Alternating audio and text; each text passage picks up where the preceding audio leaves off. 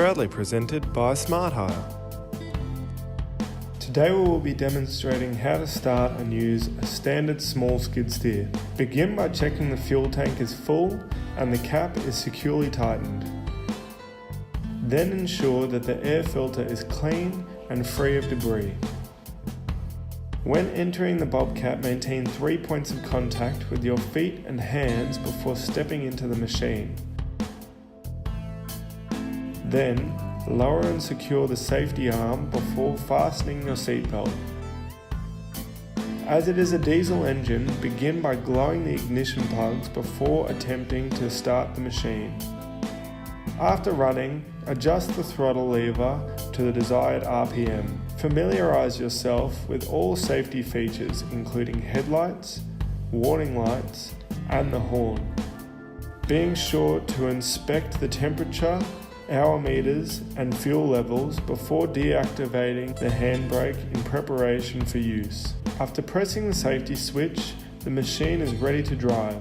This is done through moving both the left and the right handles, shifting forward to move forward and backwards in order to move backwards. They can also be used counteractively with one left and one right to move right, and the opposite directions in order to move left. The left foot pedal can be moved back in order to raise the lifting arm and forward in order to lower it. Similarly, the right pedal is pressed forward to tilt down and backwards to tilt up. The right side handle is pressed outwards in order to open the jaws and inwards in order to close the jaws.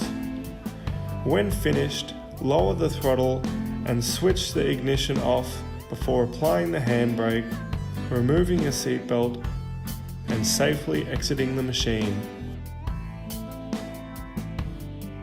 To hire this machine and many more, visit the team in store at Smart Hire.